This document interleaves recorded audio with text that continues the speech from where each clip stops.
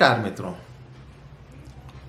अनंत कथा सागर चैनल में मैं डॉक्टर आदित्य पाराशरी आपका फिर स्वागत करते हुए महाभारत कथाओं को आगे बढ़ाते हुए आज की कथा प्रस्तुत कर रहा हूँ। सभा पर्व चल रहा है। क्या द्रोणाचार्य को अपनी मृत्यु का आभास उसी समय हो गया था? तो यह बिल्कुल ये बात सही है कि द्रोणाचार्य को उसी समय अपनी मृत्यु का आभास हो गया था। दुर्योधन, कर्ण और शकुनी ने द्रोण को अपना आश्रय मानकर अपना राज्य उनको समर्पित कर दिया। अब वो तो पूरे चमचागिरी में लगे हुए थे। तब द्रोण ने कहा कि पांडव देवताओं के पुत्र हैं और इसीलिए अवध्य हैं, ऐसा कहा जाता है। मैं यथाशक्ति संपूर्ण हृदय से तुम्हारा साथ दूंगा। पांडव जब 12 वर्ष का वनवास और 1 वर्ष का अज्ञातवास भोग कर लौटेंगे तो वो अवश्य ही क्रोध में भरे हुए होंगे और बैर का बदला अवश्य लेंगे। उसका वो बदला ही हमारे लिए महान दुख का कारण होगा। लेकिन फिर भी मैं अपनी सामर्थ्य के अनुसार तुम लोगों का पूरा साथ दूंगा। अब आगे उनको याद आ रहा है और वो बोल रहे हैं कि मैत्री को, मित्रता को लेकर जब मेरा द्रुपद से बैर प्रारंभ हुआ था, कलह प्रारंभ हो गई थी, तो द्रुपद को मैंने अपने राज्य से निष्कासित कर दिया था।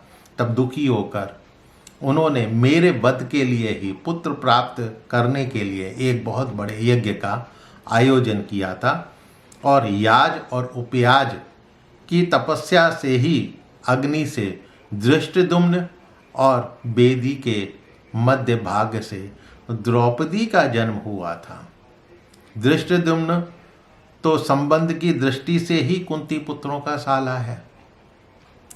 वो देवता का दिया हुआ पुत्र है जो कि धनुष, बाण तथा कवच के साथ ही प्रकट हुआ है। वो मानव पुत्र नहीं है। मरण धर्मा मनुष्य होने के कारण मुझे उसी से ही महान भय लगता है। मरण धर्मा यानी जो मनुष्य पैदा हुआ है वो मरेगा ही। तो इस योनि में जन्म लेने के कारण हर एक को अपनी मृत्यु से भय लगता है। तो द्रोणाचार्य कह रहे हैं कि मुझे अपनी मृत्यु का भय उसी से ही लगता है। यदि अर्जुन के साथ मेरा युद्ध हुआ तो वो धृष्टद्युम्न अर्जुन का साथ देने के लिए अपने प्राणों तक को निछावर करने को तैयार हो जाएगा। इस पृथ्वी पर इससे महान दुख मेरे लिए और कुछ भी नहीं है। धृष्टद्युम्न द्रोण की मौत है, ये हर एक कोई जानता है और मेरे वध के लिए ही उसका जन्म हुआ है। वो स्वयं भी अपनी वीरता के लिए प्रख्यात है। तो इसलिए मुझे पता है। अतः कौरव पुत्रों, तुम अपने कल्याण में लगो और अभीष्ट साधन में लग जाओ, जो भी तुम कुछ कर सकते हो। केवल वनवास देकर तुम्हारा अभीष्ट सिद्ध नहीं होता। ये राज्य तुम्हें शीतकाल में ताड़ के पत्तों की छाया के समान 2 घड़ी तक ही सुख देने वाला है। तुम अब बड़े बड़े यज्ञ करो, दान पुण्य करो, मनमाने भोग भोगो, लेकिन आज से 14वें वर्ष में तुम्हें बहुत बड़ी मार काट का सामना करना पड़ेगा। ये वार्तालाप सुनकर एक बार फिर धृतराष्ट्र ने कहा, विदुर, तुम पांडवों को किसी तरह लौटा क्यों नहीं लाते हो? एक बार उनको लौटा लाओ। अब धृतराष्ट्र को भी ये पता है कि ये गलत हो रहा है, मैं गलत कर रहा हूँ। पुत्र मोह के कारण मेरा मस्तिष्क सोचने की स्थिति में नहीं है।